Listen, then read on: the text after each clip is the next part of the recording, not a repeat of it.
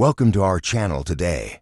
We're diving deep into the experience of being captured by one of the most feared Native American tribes, the Apache. Our story revolves around Herman Lehman, whose life took a dramatic turn after he was captured at the tender age of 11 in 1870. Over the course of 9 intense years, he would find himself immersed in a world far removed from his own, learning to survive among the Apache.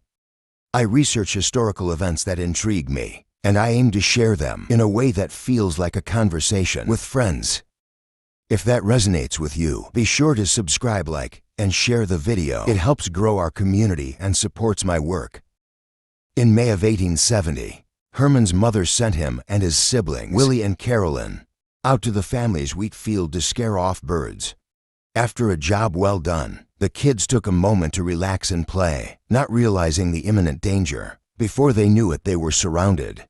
Herman would later recall the horror of the moment, saying, "When we saw their hideous painted faces, we were terribly frightened, and some of us pulled for the house. But it was too late. Willie was captured right where he sat, while Carolyn sprinted toward the house. The Apache fired shots at her as she fled, and she fell, giving the appearance of being mortally wounded. Meanwhile, Herman tried to run, but was swiftly overtaken by the Apache chief, Comrade, who held him down and fiercely wrestled with him. The young boy was slapped, choked, and had his clothes torn off in a brutal encounter. Believing this might be the end, the Apache stripped Herman and Willie of their clothes and threw them onto horses, exposing them to the harsh sun and cutting winds as they raced through briars and thorny brush. Herman later wrote, "Death just then would have been a relief to me." The 1870s were a dangerous time on the western frontier. Apache and Comanche tribes still roamed freely, and encounters like these were an unfortunate reality for settlers. Much of what we know about Herman's story comes from his book 9 Years Among the Indians, in which he detailed his struggle and survival. Decades later, shortly after their capture, the Apache painted and dressed the two boys in Apache attire, then separated them. Willie's group ran into a party of Texas Rangers, and while the Rangers gave chase, Willie's horse began to weaken. The Apache, in a desperate attempt to escape, threw Willie off to lighten their load.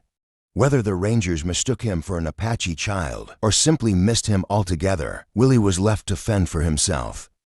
At just 8 or 9 years old, he eventually made his way back to civilization. However, Herman's fate was far less fortunate. Forced to consume raw meat, which initially made him ill, Herman faced regular beatings from carnivores, who grew frustrated with the boy's frequent vomiting. To deter any escape attempts, the Apache claimed his family had been killed during the raid, tying him to stakes each night, with a heavy stone on his back to prevent movement. For weeks they journeyed through unforgiving landscapes, often going days without food. Herman gradually grew accustomed to raw meat, and the Apache's treatment of him softened, until they reached the main village. In a haunting initiation, Herman was forcibly held down, as his ears were pierced with hot iron. His hair was cut, and he was mercilessly beaten until he lost consciousness. Upon waking, Herman found himself clean-oiled and brought before a communal feast.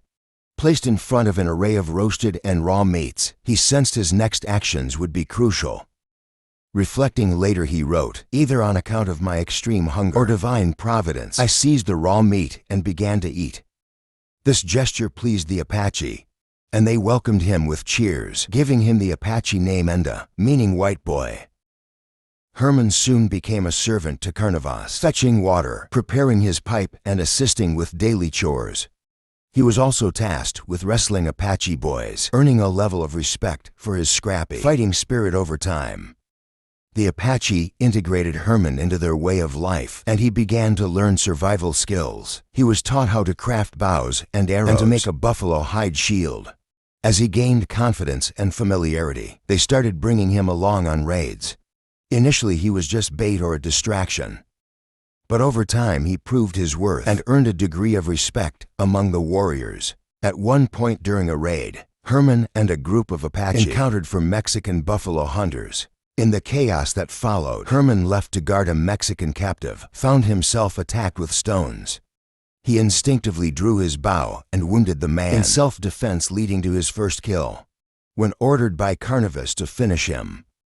Though Herman was still just a child, the Apache saw this act as a rite of passage, fully accepting him as one of their own. As Herman's life became more intertwined with the Apache, the larger world around them was changing rapidly.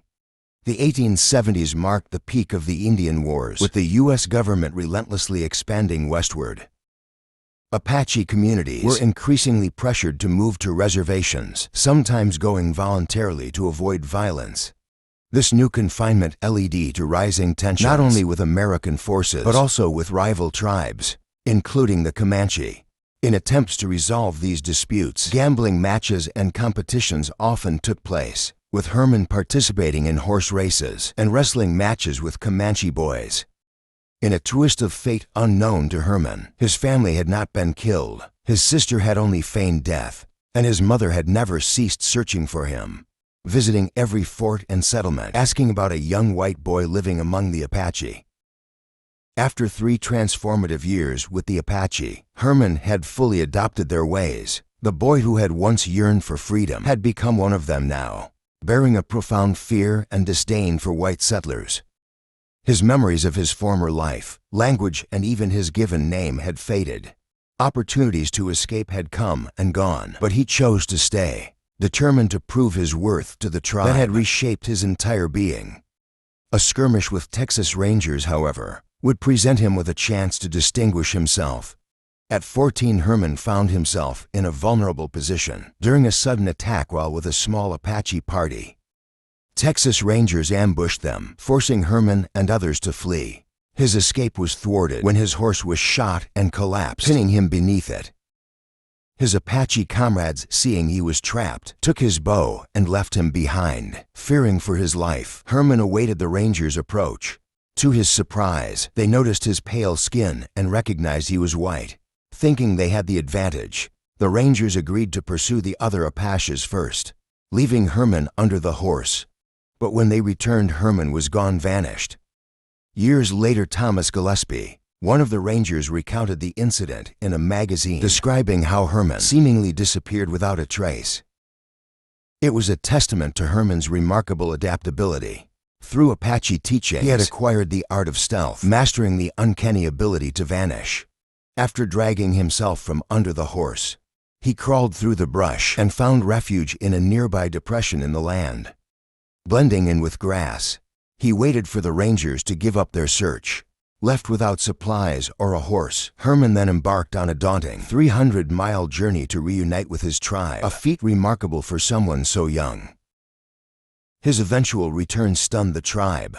They had believed he was dead, buried by his comrades' deceitful claims. To his surprise, Carnivale, the Apache chief, saw Herman's return as a testament to his loyalty and recognition. He appointed Herman as a petty chief, a significant honor, but Herman's new-found role came just as the Apache lands faced an unprecedented wave of encroachment by white settlers as American military presence swelled. The Apache were driven from their territories, forcing them into increasingly barren lands. One promising territory held ample water and game, but it also contained traces of a peculiar yellow metal. Gold Carnivore foresaw that this discovery would draw the relentless interest of white miners, and he ordered the group to move on. Eventually, the Apache were forced to relocate to Fort Sill Reservation. Ironically, it was the famous Comanche leader, Quanah Parker, who convinced them to surrender to American forces. But the reservation life was bitterly confining, and before long the Apache made a daring escape, leaving the reservation under the cover of night. They traveled west, eluding soldiers for about 100 miles, but they soon faced the same old challenges: limited resources and the harsh landscape. Survival was a constant struggle, and Herman's tribe, faced with starvation and exposure, ultimately decided to return to Fort Sill, a move that would lead them into a world of internal conflicts and newfound dangers. Life on the reservation was turbulent. One challenge was alcohol, which was easily accessible, but devastating to the tribe's cohesion. The Apache bands, though culturally and linguistically similar, were not monolithic. Rivalries between them were frequent, especially with one particular group. Tensions flared regularly, but a particularly violent altercation occurred after a drunken celebration, or carouse as Herman called it. One Apache man was seriously wounded, prompting Herman's group to retaliate by raiding the rival band's supplies. The resulting brawl was only broken up by soldiers, but authorities now involved were set to dole out punishment. Herman's group, intent on avoiding further conflict, considered fleeing again, however. A final shipment of whiskey prompted them to stay one last night, a choice that led to chaos. Fueled by liquor, the camp descended into madness. Even women were drawn into brutal fights over accusations of infidelity, and tragically some lost their lives. In a rage, Herman's group launched an attack on their rivals, before packing their belongings and heading into the plains. Unfortunately, the rival band soon caught up. After an initial confrontation, the attackers retreated, luring Herman's group into an ambush. Warriors seemed to emerge from the earth itself, and chaos erupted in a hail of spears, tomahawks, and lances during the fray. Carnivs intervened to save Herman from a spear-wielding assailant, but was mortally wounded by a rival medicine man. Alone and outmatched, Herman found himself facing this figure, who had long instilled fear in him. Apache legend held that medicine men possessed supernatural protection, which made them nearly impossible to kill. The medicine man, wielding a Winchester rifle, taunted Herman, declaring it to be his last day. "We will see," Herman responded, hiding behind a large rock as bullets ricocheted around him. After circling the rock several times, Herman found an opening and loosed an arrow, which struck the medicine man beneath his shield. The man fell, pleading for mercy, but Herman, driven by survival and necessity, delivered a second fatal blow. In a somber realization, Herman knew he could no longer stay with the Apache. He would be forever hunted for killing the medicine man. Alone and uncertain, he decided to leave, taking only the most essential supplies and stealing the swiftest horse from the camp. With no other options, Herman fled, riding deep into the wilderness, knowing that both the Apaches and white settlers posed threats to his survival. After days of travel, he found refuge in a secluded canyon, where a small stream and patches of cottonwood trees offered a semblance of safety. Here he lived in solitude for 8 months, reliant solely on his own skills and instincts. But solitude proved unsustainable. One night under the full moon, he was awakened by distant voices. Initially, he dismissed them as figments of his imagination, but soon he heard laughter echoing through the canyon, chilling him to the bone. Venturing out of his shelter, he crept toward the sounds, and by the glow of a campfire, he spotted figures he knew too well. They were Apache members of the rival band, who had come to avenge their fallen medicine man. Realizing the danger, Herman gathered what he could carry and mounted his horse, fleeing northward. He left Apache territory behind, venturing into the range of the Comanche, a land that held its own perils, but might at least offer a new chance at survival. At just 15, Herman was about to undertake a plan that was as audacious as it was desperate, with no real guidance. His hope was to locate a Comanche village, ask to join their tribe, and somehow avoid being killed. The Comanche were notoriously territorial and deadly to strangers, especially those they saw as threats. So the odds were certainly against him. And as if that wasn't enough, he didn't speak the Comanche language. Herman planned to rely on hand gestures and facial expressions, hoping someone might understand what we'd now call North American Sign Language, an ASLA faint hope, to say the least. Despite his vague plan, Herman soon got an eerie sense that he was approaching a Comanche encampment. He couldn't explain why, but something in the atmosphere warned him, and the tension must have been electrifying. And indeed, not long after he spotted their camp, rather than approach in daylight or with any formal greeting, he chose to slip into their camp under the cover of night. As he approached, a group of Comanche warriors seated around a fire, sharing stories and laughter, he found himself struck by their liveliness, a stark contrast to the usually somber Apache camps he'd known. He mustered his courage and stepped into their midst, only to send the entire group of warriors jumping up in shock, emitting war cries and scattering. Herman stood there bewildered until they returned, roaring and ready to fight. Knowing he had to act fast, Herman made signs of peace. One fierce elder woman seemed eager to see him dead, but another Comanche who understood Apache intervened and allowed Herman to explain himself. Herman told the incredible tale of his journey, a white boy raised by Apache, forsaken by them, and now seeking a place among the Comanche. Remarkably, one of the warriors recognized him from past encounters, remembering the time Herman had beaten him in a horse race organized by Carnivesti. The recognition won him a tentative acceptance, and he was allowed to stay.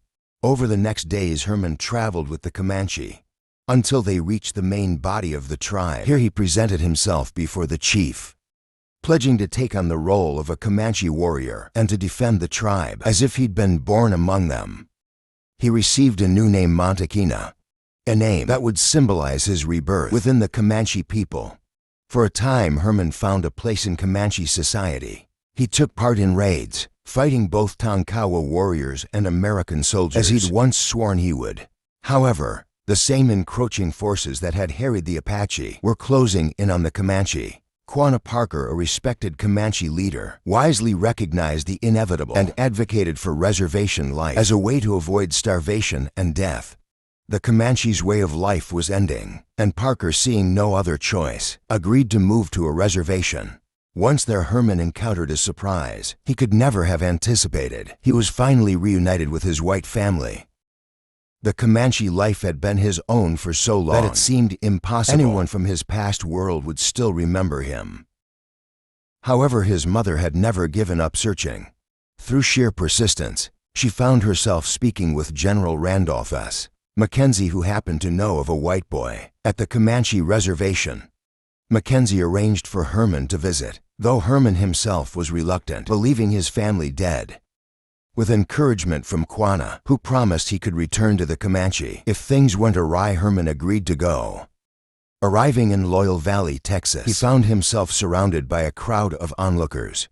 Among them was his mother, but Herman didn't recognize her. His old life was so far removed that he could hardly recall anything about it.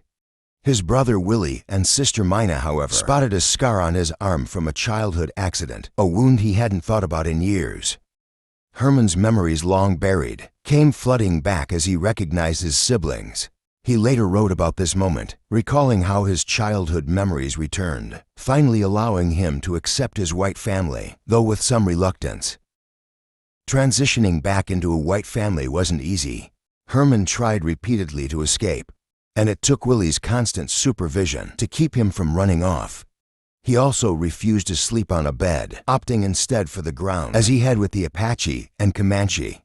He even found joy in donning his Comanche attire and amusing local children with war cries and stunts. Over time, his family's love helped him adapt to a normal life. Yet Herman never severed his ties with the Comanche. When he was 17, 2 years before reuniting with his family, he'd been formally adopted into Quanah Parker's family. That bond remained strong for the rest of his life. He continued visiting the Parker family and was regarded as a member of the Comanche tribe, even receiving tribal benefits until his death. In the end, though he rejoined his white family, he never truly left his Comanche family behind. Thank you for watching this video. We hope you enjoyed it, and we'll check out our other stories. If you have any questions, comments, or ideas for future videos, feel free to reach out. We'd love to hear from you.